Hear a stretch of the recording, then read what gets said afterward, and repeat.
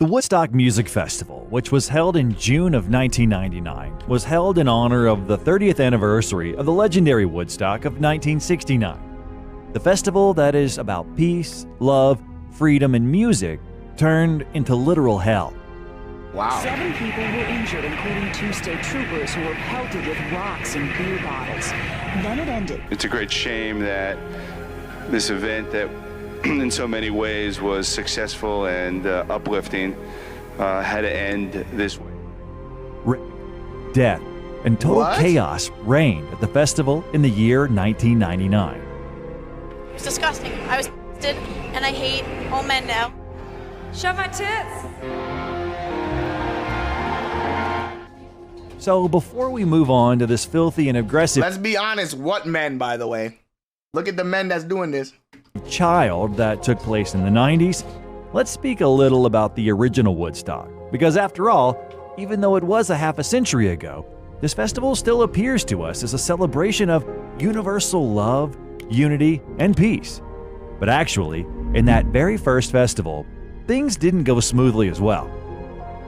Woodstock was initiated through the efforts of Michael Lang, Artie Kornfeld, Joel Rosenman, and John P. Roberts. Roberts and Rosenman financed the project. Lang had some experience as a promoter, having co-organized the Miami Pop Festival on the East Coast the previous year, where an estimated 25,000 people attended the 2-day event. Anyone want Woodstock Chick-fil-A? Music and buying Arts Day, Chick-fil-A. Who wants and some? that's precisely what the original Woodstock was called, should have been held in a city that holds the same name, just around Ulster in the state of New York. Okay. However, they didn't find a suitable place there. Having already secured the support of investors, the concert organizers rented the 120-acre Mills Industrial Park in Wallkill, Orange County. Okay. The place was suitable, but the city officials forbade the housing of such a large event. At that time, the organizers expected that the festival will be attended by 50,000 people. Okay. The search for a venue eventually led them to a ranch belonging to a person named Max Yasgur, who agreed to offer his land for the festival.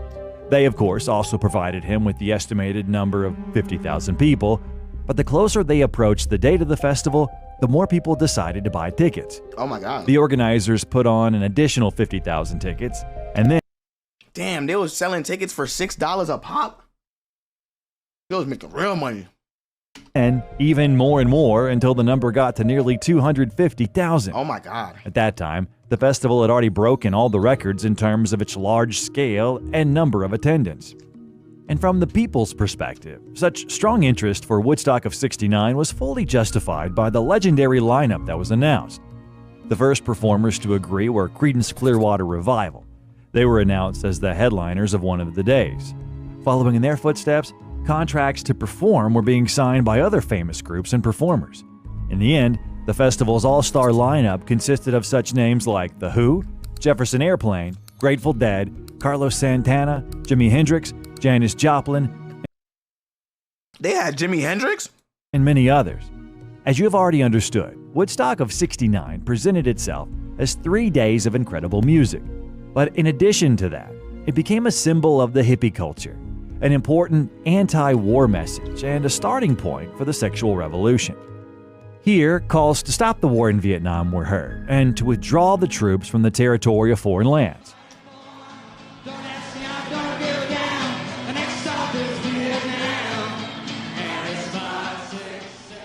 Humanitarian values were celebrated there, and the only propaganda that was allowed there was the propaganda of love. It was precisely because of this very atmosphere that Woodstock became iconic. And you and I both, those who didn't get the chance to be there, I'm sure we would have really wanted it. Surely such a large festival, where 250,000 people were staying in the middle of a field, couldn't have gone by without issues springing up. So it's worth talking about them, at least for the sake of comparing the two Woodstocks that we will be talking about today. We begin with the fact that Woodstock was not visited by 250,000 people. There were precisely twice more people. There were Due to the emergency 500,000 change people in the there? hosting venue, the festival organizers were not able to put up a fence that is capable of containing such a crowd. Fearing riots, they took the only right decision that there was to take, and that is to make the festival free of charge to attend. So, according to some statistics, the peak number of individuals that were at Woodstock was close to 500,000. The first group of visitors started to arrive at the festival a week before it was set to begin, and by the weekend, the highway leading to Max Yasgur's ranch turned into a never-ending traffic jam. Movement on the highway was simply not possible, as people were leaving their cars on the side of the road or directly on the road and were going the remaining few kilometers on foot in order to take part in this legendary event. Yeah, nah, these niggas Blocked wild. roads led to yet another issue, and that is insufficient food supplies. The delivery of food rations became impossible, and available stocks were enough just for only an expected 250,000 people. The only thing that helped people stay strong was Nigga, you bringing your kids? granola, which was being given away for free by the festival organizers. There were surely a lot of drugs at Woodstock. Acid was sold everywhere. It was sold for pennies and was of very low quality, which led to many people having bad trips.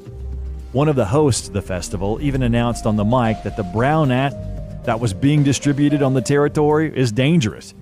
Many, while under the influence of substances, harmed their eyes. They said that they just laid down and stared at the sun with their pupils dilated and ended up receiving burns. It was drugs that led to the first death at Woodstock. You heard that right. You know what they say, it's not a real party if somebody don't die. At the Festival of Music and Love, 2 people lost their lives according to official reports. How? There was an 18-year-old young man who was due to head off to Vietnam. His death is often attributed to a drug overdose, but Time magazine investigated that he could have had a heart problem brought on by hyperthermia. The other death was sadly a 17-year-old teenager who was run over in his sleeping bag by a tractor collecting rubbish. Okay, that's a terrible way to go out. Another problem with the festival was the weather. It started heavily raining from the very first day. The roads and the grounds were washed away. People were ankle deep in TK cheesing crazy at his phone? Nah. dirt, slept out in the open, and some musicians refused to perform due to the risk of getting electrified by the wet electronics. There were not enough toilets. Trash was piling up everywhere, and the number of medics on site was limited, so not everybody was able to receive help in time. 3 days in a fairy tale world? Doubt it. The organizers just didn't imagine this much people would attend. And here's yet another spoiler. At Woodstock of '99, there were roughly the same exact problems, minus the rain. Nevertheless, despite all the efforts of the media to present Woodstock as a gathering of stoned bums and traitors to their motherland, the efforts didn't work. The festival became a symbol of an era and was forever written down in history as one of the most romantic, great, and significant events in music. God damn. 1, 2, 3, 4. Nigga, that's probably where AIDS generated from, nigga. And do you know what the third day of Woodstock of '99 was called? The day the music died. Oh my God. So what was so different between these two festivals? And what went wrong in '99? By 1999, the idea of bringing back the original Woodstock was absolutely not a new one. The concerts held in honor of the 10th and 30th anniversaries of Woodstock took place in the years of 1979 and 1989, respectively. Both of these events were not officially Woodstock 99 is where the famous, infamous DMX clip from, TK? called Really? Woodstock. They were just commemorations of the great festival. Because they didn't carry the name Woodstock and because they attracted a much smaller audience. For example, the concert in 1989 was spontaneous. It was organized by musician Rich Bell at the same location where Woodstock of '69 was held. Any group was able to perform TK, did you go? I wasn't even old enough to process what the fuck was going on. I was 2. there, and the event was free for everyone, including artists, which is why at the festival, beginner and not very well-known groups mainly perform. And the advertisement for the concert was solely through word of mouth. In the end, this event got the name The Forgotten Woodstock. The first full-fledged attempt to revive the real Woodstock took place in 1994, I was 1. in honor of 25 years Yeah, since Malone, the I was first 2. festival. The organizer was the very same person who organized the original Woodstock in 1969, Michael Lang. He understood that the atmosphere in the 90s wouldn't be the same as the one that was in 1969. Nevertheless, he still wasn't wanted even to a show the thought. modern Yeah, we youth know. what peace, love, and music really are. TK was He at could give Freaknik. them a I just chance was to not at experience Freaknik, the brother. atmosphere of the legendary Woodstock. Yeah, I am, Trey. As a partner, Lang chose the influential concert promoter John Schur from Metro Entertainment, who had experience organizing concerts of similar magnitude and had a personal team. This attempt didn't go smoothly either. The festival in 1994 got nicknamed as Mudstock among the public, and as you've already guessed, the main problem was the weather conditions. Fuck John Scher. The event was held at Winston Farm, just west of Saugerties, New York, nearly 110 kilometers from the location where Woodstock of 1969 was held. The festival was advertised as 2 days. I don't think I would have went to Freaknik, but I know a couple of y'all would have went to Freaknik. Like 80 would have went, Shun would have went. Chris would be there. I know a few of y'all would be at Freaknik. In music. A few of y'all would be at Freaknik. Due to the significant interest in the event, the organizers added a third day on Friday. On the first day of the festival, they faced hot and dry weather. But how can I describe Freaknik? Freaknik was essentially a giant block party in Atlanta. You know, it was like a giant block party in Atlanta where freaky shit was going on. You know.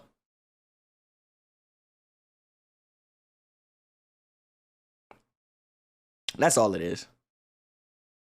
The next day already, during midday, a storm began with continuous rains. Water eroded both the grounds on the field at which the concert was being held, and people were literally taking a mud bath. People at the festival, already completely soaked from the rain, were wrestling each other in mud, throwing dirt at each other and rolling in it, trying their best to have fun. What's with these niggas and getting dirty? The canonized groups who made the festival an iconic one were 9 Inch Nails and Primus. The first group dirt wrestled in the mud before getting on stage, and they went out to perform looking like this. The second group, during the performance of the song My Name is Matt, were pelted with mud.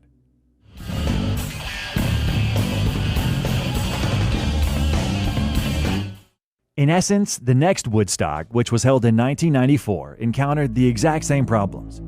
Besides the 160,000 sold tickets, the actual number of participants exceeded 300,000 people. I can say the same about you people. This led to there being insufficient supplies, a shortage in medical personnel, not enough guards, and many more problems. The hosting venue was enclosed by a chain-link fence. This allowed people to easily enter without tickets and smuggle in whatever they want. The least of what they smuggled was alcohol, as the guards simply couldn't control everything that was happening. People, by the way, that's according a to white the man. organizers, Woodstock of '94 didn't go so bad if you don't take into consideration the weather and those who entered without tickets. John Schur, one of the organizers, announced that the festival didn't even bring in a penny of profit because of those who snuck in without tickets. At Woodstock of '94, there were officially 3 deaths. More than 800 people were sent to hospitals, and more than 5,000 received medical help. The nuke is in chat. I got a red button for real.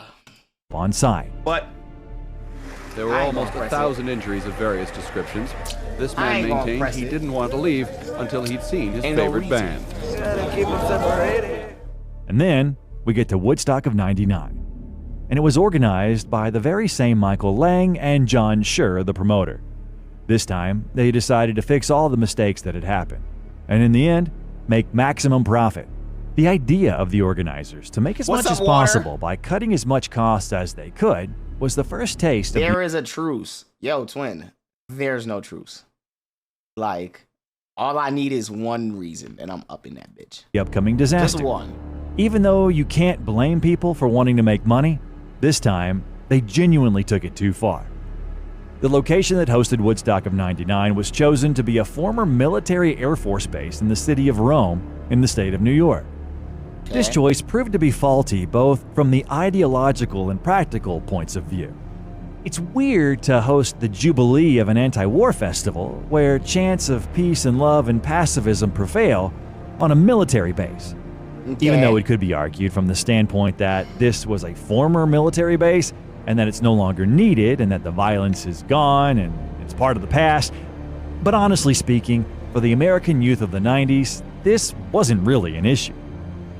As for practical purposes, the base was not truly a lucky pick. It was almost entirely covered in concrete and asphalt.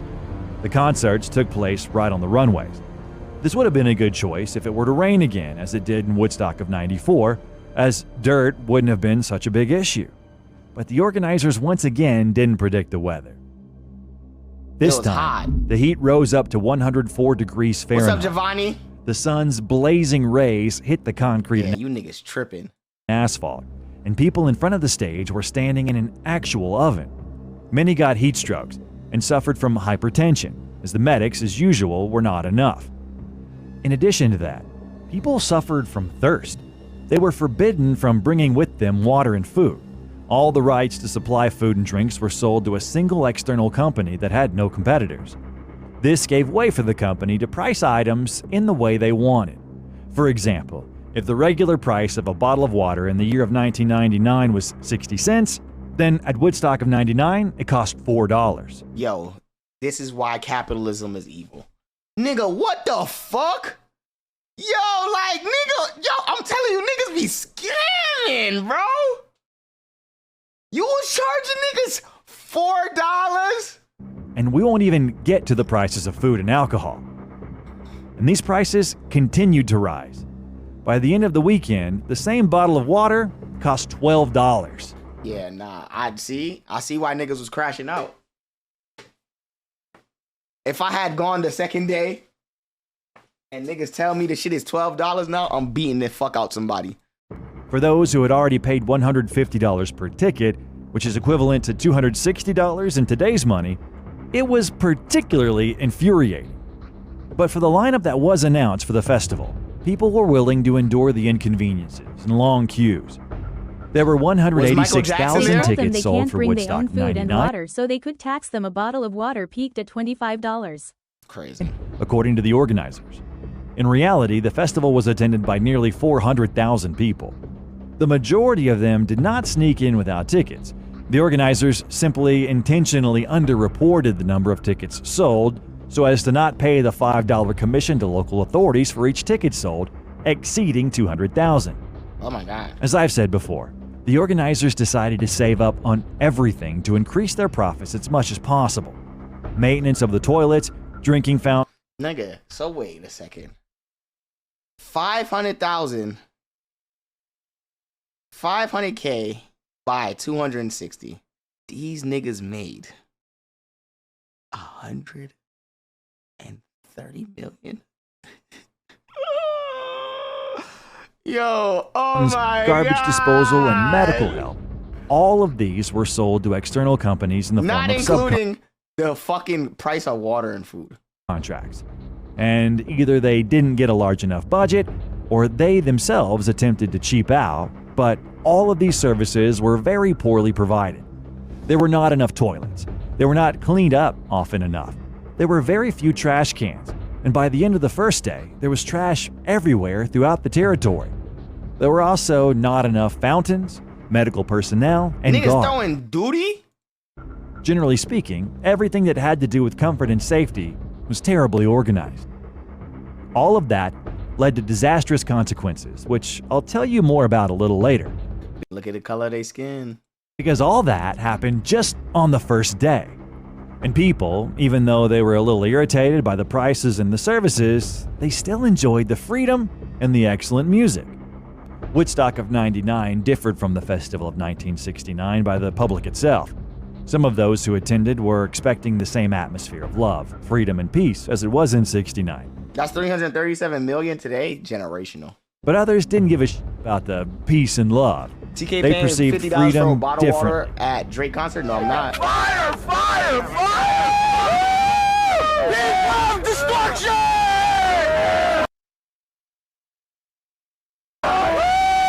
Freedom and peace, baby. Many journalists and attendees noted that the festival was literally full of toxic masculinity. Oh yeah, at Woodstock of '69, people also went naked. But at the time, nudity was a manner of an expression of freedom and unity with the surroundings. In '99, many also undressed, but instead of freedom and the spirit of unity, women encountered being sexualized, being groped, harassed, and even raped. There were no less than 5 officially recorded cases of rape, but in reality, there were much more cases. Yeah, many didn't even give a shit about the music.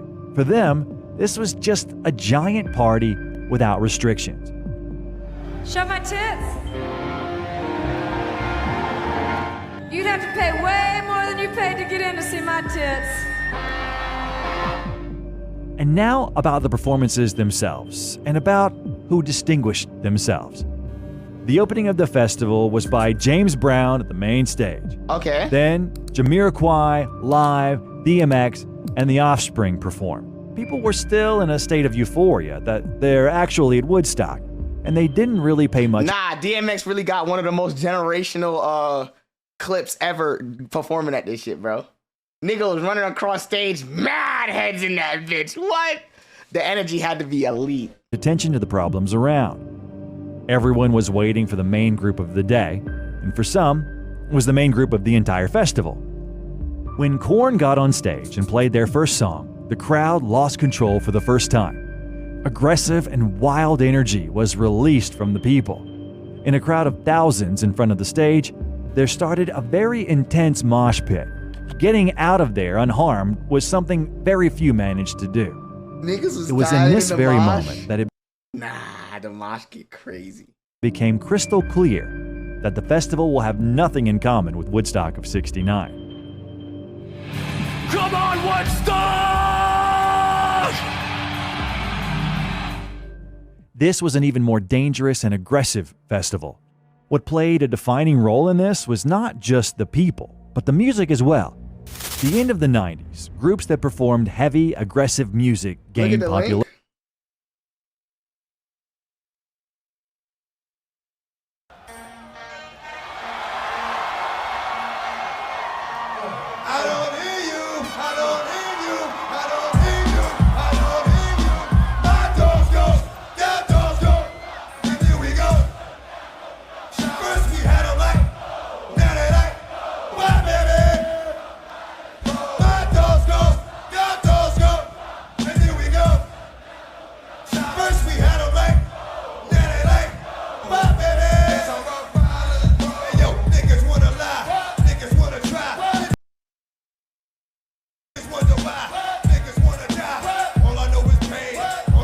I want you to know all them niggas in there saying nigga, by the way. Like, this is 99. Niggas don't even care.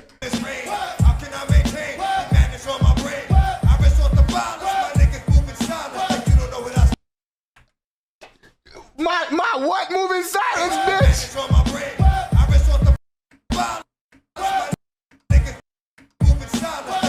Yo!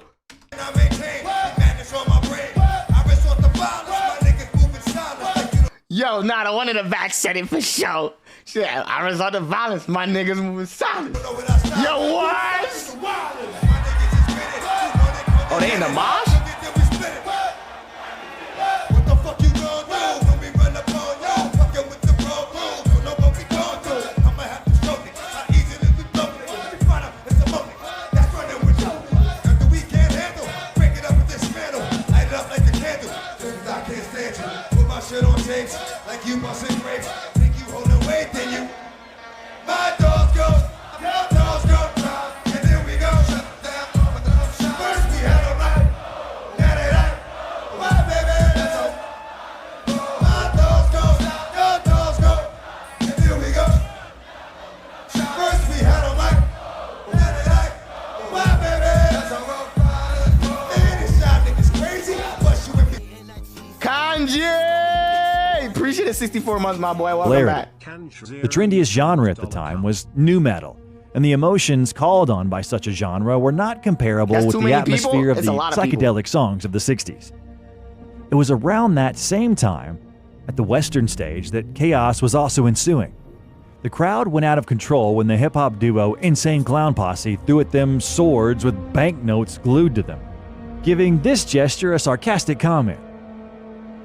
I know that for Woodstock, tickets were a little expensive. And me and Shaggy, we got paid a lot of money to be here. Y'all heard about that new male birth control? Nah, I haven't. To give y'all your money back. Each one of them balls has a $100 bill taped to it.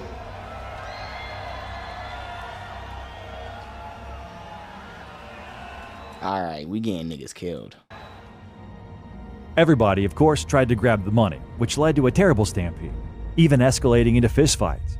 At the eastern stage, the task to calm down the crowd that was fired up by Korn was taken on by the group Bush. The lead singer of Bush was one of those who specifically came to Woodstock of '99 in hopes of witnessing the peace, love, and music. He wholeheartedly tried to calm the crowd down and set them down the right path, and he managed to do it eventually.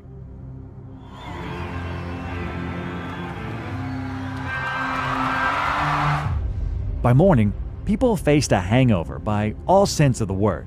When the sun rose, a depressing picture was shown. Mountains of garbage scattered across the entire territory, overflowing bins that nobody cleared up, and bio-toilets that were filled to the brim with waste. Using them was not possible. The stench was unbearable. Oh my God, these niggas so nasty, bro. There were drunk and stoned people laying everywhere, and the sun, blazing from the very early morning, didn't allow any single chance to hide away in the shade. Many were already burned from the day before and complained of the thirst. The temperature rose even higher than the day before. It was in this very condition that the festival attendees welcomed the first performance of the second day, the Canadian group Tragically Hip, whose music was perfectly fitting for the people's moods. I feel Woodstockerific. How do you feel? I mean, next up on the stage was 500,000 people could fill up like porta potties fast, nigga. Rock. His performance was powerful and energetic and made history at Woodstock of '99 thanks to the fact that he created an avalanche of garbage which he had caused by the end of the show. When it was time for the final song, he asked the viewers to throw in the air everything that had fallen in their hands, but that's so nobody gets hurt. In the end, we got an entertaining but catastrophic plastic-filled spectacle.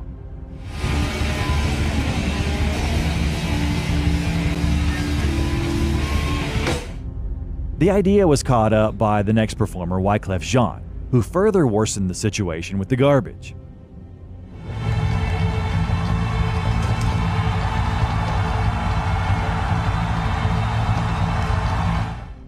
In the meantime, the situation with the water became worse. Irritated people stood in long lines for the fountains from the very early hours of the morning, and they just couldn't handle it and simply broke the water pipes. Large streams of water flowed onto the ground, but it brought with it no relief. The water mixed with the waste from the overflowing toilets, forming a stinky swamp. Oh, God. Some festival goers, whilst under the influence, decided to host fights in the dirt as it was in the year of 1994. But actually, this time, they didn't shower themselves with regular muddy dirt, but with a mixture of water and feces.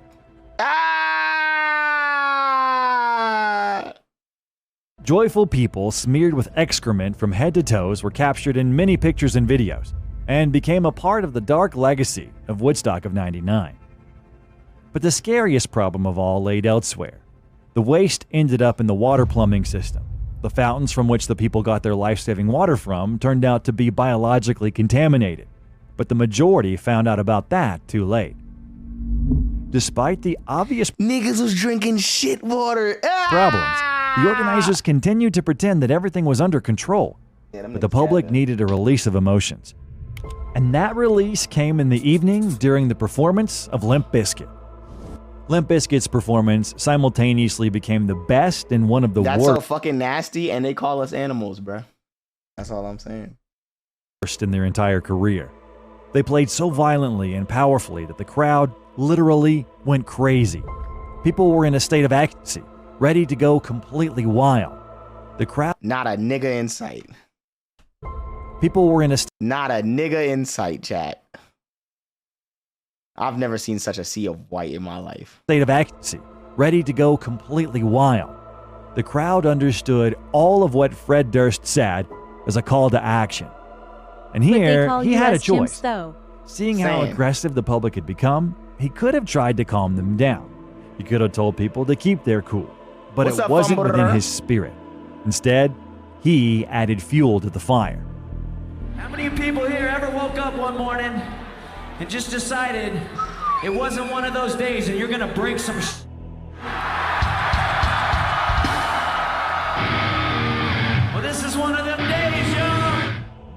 After these words were uttered, chaos ensued. People jumped, shoved, and fought. They tore off sheets of plywood from the sound tower and used the sheets to ride on top of the crowd. They trampled over the barrier and climbed over the stage structures. The guards had to evacuate the sound engineers as the tower could have simply collapsed. After Limp Bizkit's performance, there were hundreds of casualties, broken limbs, head injuries, and people who've lost consciousness. Hey, bruh. That's a good mosh pit. The entire arena was full of blood. The medical team couldn't keep up, and many were sent to hospitals. There was an enforced break to be able to somehow provide help for the injured. When Rage Against the Machine got on stage, many feared that they would take it a step further and also add fuel to the fire. Their music was aggressive and the lyrics were rebellious. However, on the contrary, they tried to maintain a friendly atmosphere. Their performance was powerful, but under control. I ain't gonna lie, but I feel like this is a once in a lifetime type thing though, chat. Like, you only get one chance at doing some shit like this, you know? You get one chance to really like ball out and come and do some crazy shit like this. The second day was concluded by Metallica. They had Metallica there? That went by without any particular incidents, as the visitors were already tired out by the day's chaos.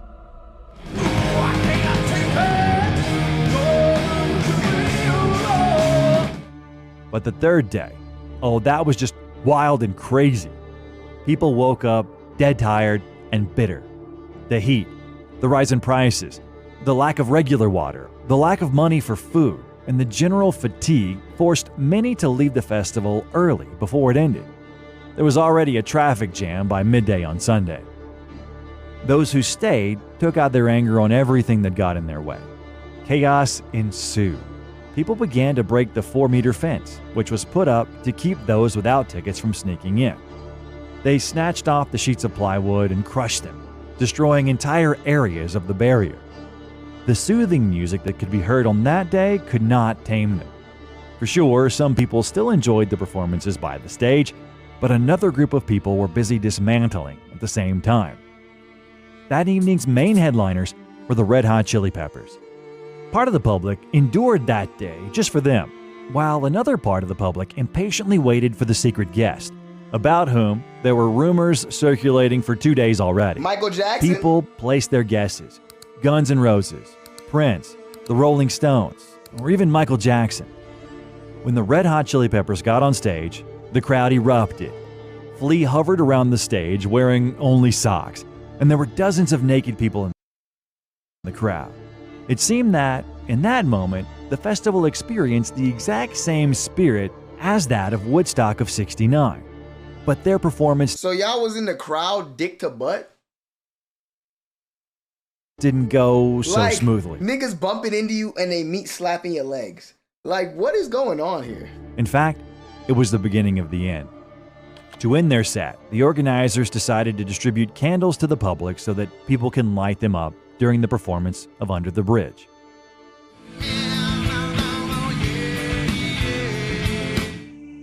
Michael Lang personally came up with this idea. He loved it when visitors held candles in the air from the time of the very first Woodstock. And so, 200,000 people held up 100,000 candles. And that became the most illogical thing that the organizers could have done. At the entrance, many flammable items were confiscated to prevent fires. And now, these very same organizers themselves distributed flames to 200,000 exhausted and annoyed people. The candles were lit, and Under the Bridge turned out to be one of the most beautiful and soulful moments of the festival. But towards the end of the song, bonfires started to burn. People broke off pieces of plywood, stacked them in piles, and lit them on fire using the candles. This initially seemed just like innocent fun, but the fire quickly started to look menacing. The organizers tried to call firefighters to put out the fire hazards, but the firefighters refused to get through the crowd. It was just too dangerous. The concert was halted. Everyone tried to get the situation under control, but it was all in vain. Red Hot Chili Peppers then once again got on stage and performed their final song. It was a cover of Fire by Jimi Hendrix. Later on, the festival organizers accused Chili Peppers of provocation. The musicians in turn said that performing fire was a request by Hendrix's relatives in honor of his performance at Woodstock in '69. Okay. Furthermore, they had already planned initially to conclude with this song. But for the crowd, this became a signal. They didn't consider fire to be a tribute, but instead, they perceived it as a call to light the entire grounds on fire. This is how niggas die. Moreover, these fires were already blazing everywhere. People started throwing everything they could get their hands on in the fire. Sheets of plywood, chairs, and tables. But even after the concert was over, the crowd didn't disperse. They waited for the secret guest. Instead, the host came up on stage and said, "Thank you for being with us, good luck, and be careful on the way home." The crowd went nuts. The disappointment turned into chaos. When the fires in front of the stage became too big, the crowd rushed deeper into the territory of the festival, destroying everything in their path. People swung and knocked down. Look at these animals, chat. Look at them. A huge lighting tower. It was only by a miracle that nobody died as a result. The crowd then made their way to the market stalls. There was still cash in the registers in them. These tents were quickly leveled to the ground. The ATMs were open and the money was taken. Groups of people overturned cars and set fire to them and looted the offices of the organizers. Surely this didn't pass without injuries, but by that moment the medical personnel couldn't do anything to help. It was total chaos, the outburst of uncontrolled violence. Look at these crazy A state of emergency animals. was implemented in the city. To disperse the crowd, the National Guard was called in due to the alarm. By Monday morning, the festival site on the These the niggas you need to be beating with batons and shit. military base They really in the city mixed of rock Rome music, in the a state concert, of New York crack. looked They were deaf like a doing scene crack, out of a and white people and post-apocalyptic expected this shit movie. to go smoothly LMAO. Only here, No way, there were no bruh. props needed. People leveled the place to the ground. At a press conference, the organizers of the festival announced that there were some minor issues. They placed the entire blame on the visitors, calling them bastards and trailer park trash. Oh my But God. in general, according to their words, the festival went well. Thank God, no one got seriously hurt. No permanent damage to any real buildings, but it's inexcusable, the behavior of these couple hundred knuckleheads. After Woodstock of '99, the word Woodstock itself stopped being associated with peace, love, and music. It became clear there would never again be any Woodstock 40 or Woodstock 50. That era has passed, and now not us nor anybody from our generation can experience the atmosphere of the year of 1969. The next video I recommend you watch is about what happened with the group The Black. Yeah, nah, I ain't gonna lie, chat. Them niggas was sick.